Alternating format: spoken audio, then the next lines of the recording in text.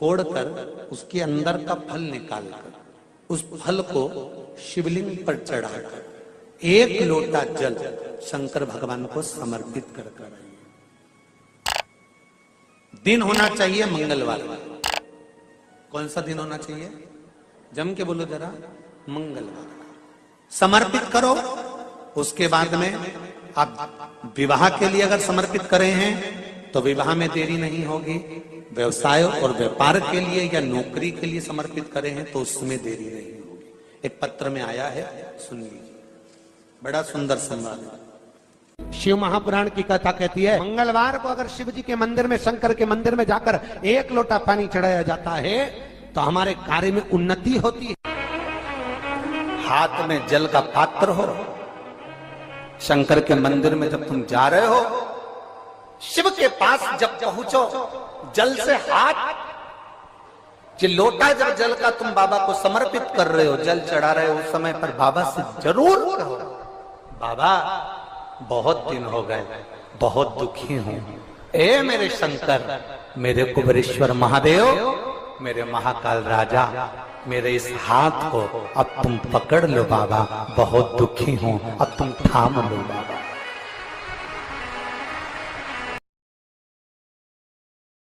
दुनिया के लोग नहीं समझते कि शंकर पर जल चढ़ाने का क्या लाभ है। शिव महापुराण कहती है, अगर एक दिन, शिव महापुराण की कथा कहती है, मंगलवार को अगर शिव जी के मंदिर में, शंकर के मंदिर में जाकर 1 लोटा पानी चढ़ाया जाता है तो हमारे कार्य में उन्नति होती है। कोई व्यापार नहीं चलता हो, दिक्कत आ रही हो तो हनुमान जी के दूसरे नंबर का भाई गतिमान का स्मरण करो। हनुमान जी के उल्टे पांव का सिंदूर लाकर गतिमान का नाम लेकर स्वस्तिक बना दिया जाए व्यापार वाली जगह पर, तो व्यापार अच्छा चलने लगता है महाराज। कोई व्यक्ति पैसा खा गया, नहीं दे रहा, बहुत परेशान हो गए, मांग मांग कर दे गए, नहीं दे रहा, हाथ जोड़ लिया, पांव जोड़ लिया, सब कुछ कर लिया, नहीं दे रहा, तो हनुमान जी के तीसरे नंबर का भाई रतिमान, रतिमान, गतिमान, रतिमान, रतिमान का नाम लीजिए। पीपल के पत्ते पर लाल सिंदूर से जो व्यक्ति पैसा लेकर गया उसका नाम लेकर बहते हुए पानी में अपनी कामना कर रतिमान का नाम लेकर छोड़ दीजिए। 15 दिन में रतिमान ऐसी उतावली मानत मचाता है कि उसको हाथ जोड़कर वो खुद फोन लगाकर बोलता है, भैया तेरा मैं पैसा लौटा दूंगा। रतिमान का स्मरण किया जाता है। रतिमान, ध्यान दीजिएगा, हनुमान का एक स्मरण, पंचमुखी हनुमान का एक भाव। महाराज, जैसे बहुत ज्यादा तकलीफ अगर व्यक्ति को हो गई है, बहुत कष्टमय जीवन चल रहा है, हार गए हर जगह से और तकलीफमय जीवन चल रहा है, तो पंचमुखी हनुमान का एक शिव महापुराण का और स्कंद पुराण का एक बड़ा सुंदर मंत्र है। उस मंत्र को आप सब एक बार हमारे साथ में बोलें। ओम नमो हनुमते रुद्र अवताराय सर्व शत्रु संहारणाय सर्व रोग हराय सर्व वशीकरणाय रामदूताय स्वाहा। बस इस मंत्र को हाथ में काली तिल लेकर, एक जौ लेकर और गूगल लेकर, थोड़ा सा उसमें गाय का घी डालकर, कंडे को या अग्नि को जलाकर इस मंत्र का 11 बार 21 बार जाप कर कर अपनी कामना कर कर छोड़ दीजिए। कैसा भी रोग हो, बीमारी हो, कष्ट हो, दुख हो, तकलीफ हो, 21 दिन के अंदर वो आनंद आना प्रारंभ कर देता है। इस मंत्र, स्कंद पुराण का, शिव महापुराण का ये मंत्र मूल पंचमुखी हनुमान सुख दे। और एक और चीज याद रखिए महाराज, यदि कोई काम के लिए जा रहे हो, कोई व्यापार के लिए जा रहे हो या नौकरी करने के लिए जा रहे हो और लगी नहीं रही, बहुत तकलीफ पा रहे हो, सर्विस ही नहीं लग रही, बहुत कष्टमय हो गया, तो निवेदन करूंगा 5 पीपल के पत्ते पर बेसन के 5 लड्डू घर में बने हुए, गाय के घी के 5 लड्डू रख लो। उस लड्डू के बीचों बीच एक आटे का दिया और उसमें तिल्ली का तिल डालकर इसी मंत्र का प्रयोग कर कर पंचमुखी हनुमान का किसी भी हनुमान के मंदिर में जाकर, दक्षिण मुखी हनुमान के मंदिर में जाकर उसको रख कर आ जाइए। इसके बाद आप उस काम के लिए जाइए, आपका काम सफल हो जाएगा। आपको किसी को नहीं कहना पड़ेगा कि हाथ जोड़ना नहीं पड़ेगा, किसी के पांव नहीं पड़ना पड़ेंगे, तुरंत काम होगा। बस इस मंत्र का स्मरण कर कर पंचमुखी हनुमान का भूतेश्वर जो मंत्र है वो सुख देने वाला। पूरे घर में वास्तु के हिसाब से केवल एक दीवार ऐसी होती है जहां पर हनुमान जी का चित्र लगाया जाए।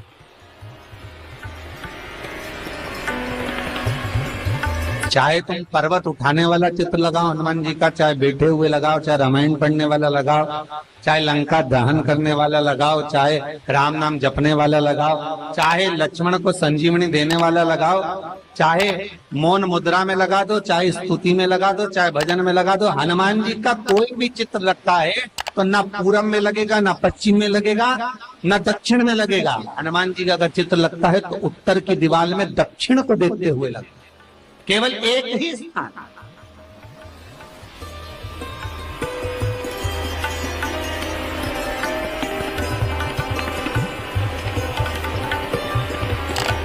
जैसे पूर्वजों के चित्र को, पितरों के चित्र को, गए हुए हमारे जीवों के चित्र को दक्षिण में विराजमान किया जाता है, उसी तरह हनुमान को उत्तर में विराजमान कर कर दृष्टि दक्षिण में कर दी।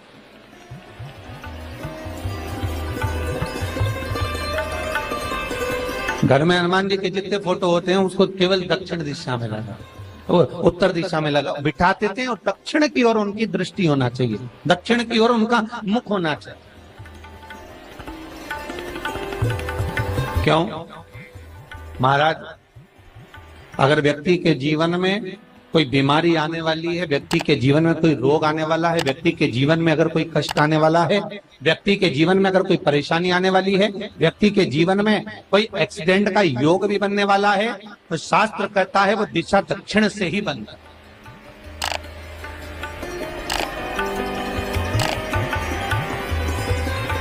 ये दक्षिण जो दिशा है ये यम की दिशा। यहाँ संपूर्ण परिवार के साथ यमराज अपने आनंद में निवास करते।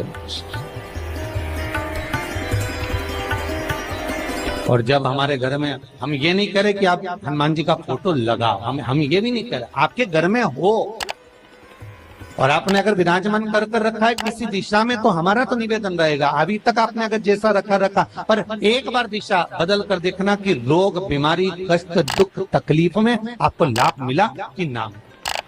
हनुमान जी ने केवल दक्षिण दिशा की ओर अगर मुख कर कर हमने विराजमान कर दिया, फोटो ही विराजित किया। हम ये नहीं कहेंगे आपसे कि आप बाजार से फोटो खरीद के लाओ फिर लगाओ, नहीं, आपके घर में हो तो आप लगा दें, आपके घर में हो तो विराजमान।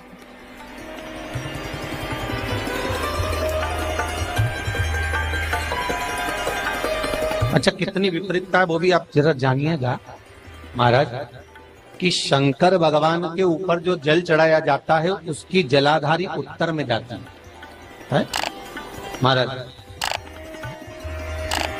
भगवान शिव का जो जल जा रहा है वो उत्तर की ओर जा, और हनुमान जी को उत्तर में विराजमान कर कर मुख दक्षिण की ओर कर। क्यों? प्रबल दिशाओं में उत्तर और दक्षिण महाराज, ये जो दो दिशाएं, इनको साधने के लिए कोई देवता आगे नहीं। अगर इन दिशाओं को कोई साधने वाला है तो केवल एक देवाधिदेव महादेव ही हो सकता। काल का हरण करने वाला वो महाकाल ही हो सकता। शंकर का ही एक अवतार है हनुमान जी महाराज, रुद्र अवतार महाराज। हनुमान जी से कहा तुम दक्षिण की ओर दिशा पर संभालिए, शिव जी कहते हैं मेरा जल जब उत्तर की ओर जाएगा तो इस दिशा को मैं संभाल, चिंता ना करिए। जो स्मरण करने वाला होता है, भजन करने वाला होता है, कीर्तन करने वाला होता है, नाम जाप करने वाला होता है, उसका भी शास्त्र विधान करता है, उसका भी व्याख्यान वर्णन करता है कि जैसे एक दिशा के रूप में हनुमान जी महाराज को विराजमान कर कर दक्षिण की दिशा पर हम विजय, अर्थात रोग पर, बीमारी पर, कष्ट पर, तकलीफ पर हम विजय प्राप्त कर सकते। ऐसा नहीं कि ऐसा कोई रोग नहीं जिसकी दवा नहीं है, पर जब तक भगवान की कृपा नहीं होगी तब तक कोई औषधि मिल सकती नहीं, कुछ प्राप्त नहीं हो सकता। जब भगवान करुणा करते हैं तो आप रूप कुछ ना कुछ सुख की अनुभूति हो जाती है, अपने आप सुख का भान हो जाता है। तो जैसे दक्षिण का जो स्वामी तत्व है, दक्षिण पर जो दृष्टि देने वाला श्री हनुमान जी महाराज है, इसलिए हनुमान जी को उत्तर की दीवार पर विराजमान कर कर उनका मुख दक्षिण की ओर रखा जाता है। वास्तु शास्त्र के हिसाब से, वास्तु नियमों के हिसाब से सारे फोटो कहीं पर भी लगा सकते हो, पर हनुमान जी का अगर फोटो तुम्हारे घर में है, हनुमान जी अगर तुम्हारे घर में विराजमान है, हनुमान जी का चित्र तुम्हारे घर में विराजमान है, तो उसका मुख दक्षिण का होगा, तो रोग, बीमारी, तकलीफ, कष्ट ये सब दूर हटते। कई लोग प्रश्न करते हैं, गुरुजी आप कहते हो कि हनुमान जी महाराज शंकर भगवान का एक अंश स्वरूप है, एक अंश स्वरूप। पूरी शिव महापुराण की कथा को उठाकर देखिए, स्कंद पुराण को, मत्स्य पुराण को, कूर्म पुराण को उठाकर देखिए। एक बाणासुर का चरित्र और एक श्री हनुमान जी महाराज का चरित्र बहुत सुंदर। शिव का एक अंश माता अंजना के तप साधना से शिव की प्रागट्यता और शंकर भगवान की प्रागट्यता से शंकर का स्वरूप प्रकट हो। इसीलिए तो कहते हैं शंकर सुमन केसरी।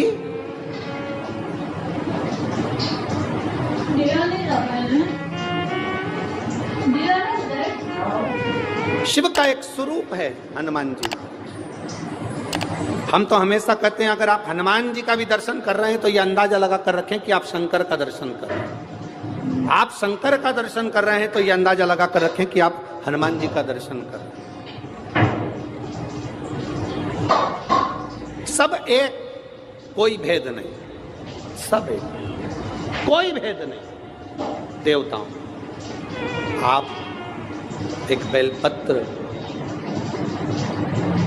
जैसे आप एक बेलपत्र कि ये दो जो पत्तियां होती हैं, जरा ध्यान देंगे, ये दो जो पत्ती नीचे की रहती है बेलपत्र, आगे का भाग एक बेलपत्र और नीचे की जो ये दो पत्तियां होती हैं, इन दो पत्तियों के ऊपर एक एक शमी पत्र। ये दो जो पत्तियां हैं, इन पत्तियों के ऊपर एक एक शमी पत्र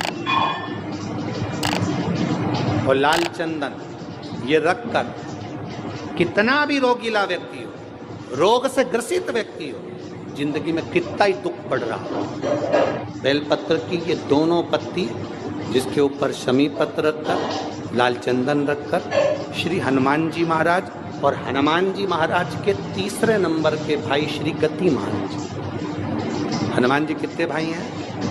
6। उसमें हनुमान, रतिमान, प्रतिमान, मतिमान, गतिमान, तो जो नीचे के क्रम में आते हैं श्री गतिमान जी, उन गतिमान जी और हनुमान जी का नाम लेकर जो शिवलिंग के ऊपर समर्पित कर देता है, रोग का निवारण होता ही है, रोग मुक्ति होती है। मंगल का प्रदोष निकाल कर रख लो कि मंगल का प्रदोष इस दिन पड़ रहा है, मंगल की त्रयोदशी तिथि पड़ रही है, प्रदोष व्रत मंगलवार का पड़ रहा है।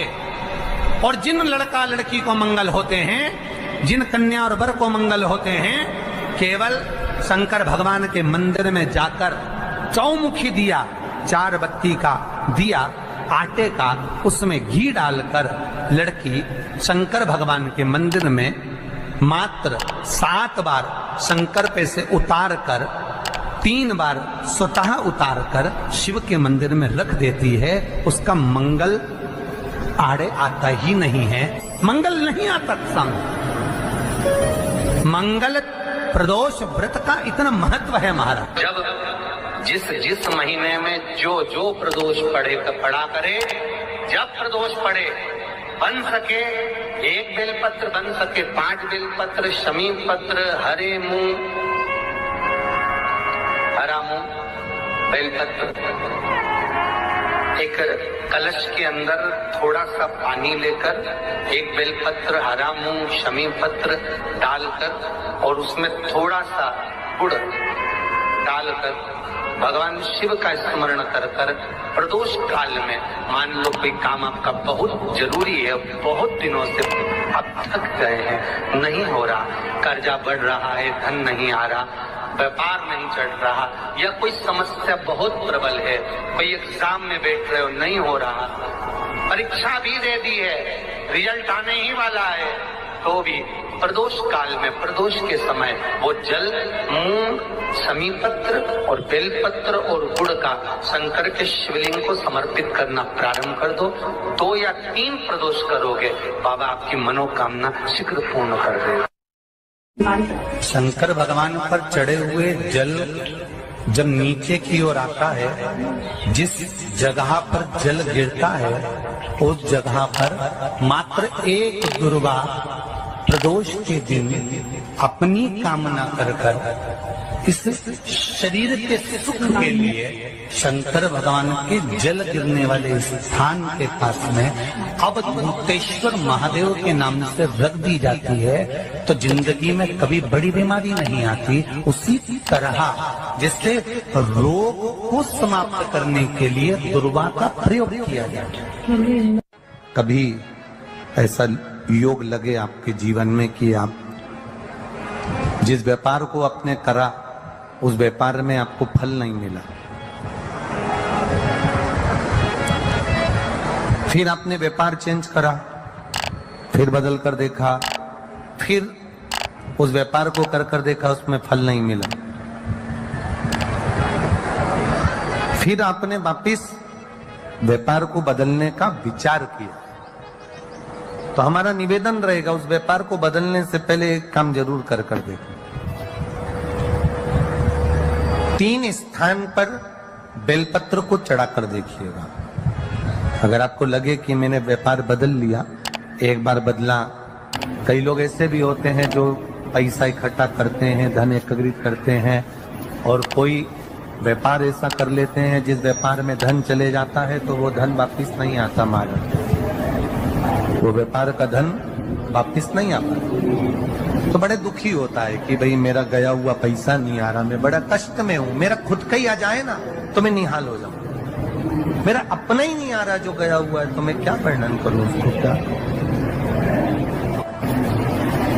उनके लिए भी ये प्रयोग, ये शिव विद्येश्वर संहिता का ये भाव बड़ा सुंदर है। आप व्यापार पर व्यापार बदल कर देख लिए, धन भी हमारा कहीं डूब गया, आ नहीं रहा है, तो प्रयास करना 3 स्थान पर चढ़ाई गई बेलपत्र हमें सुख का अनुभव करा दे। बहुत ध्यान लगाइए।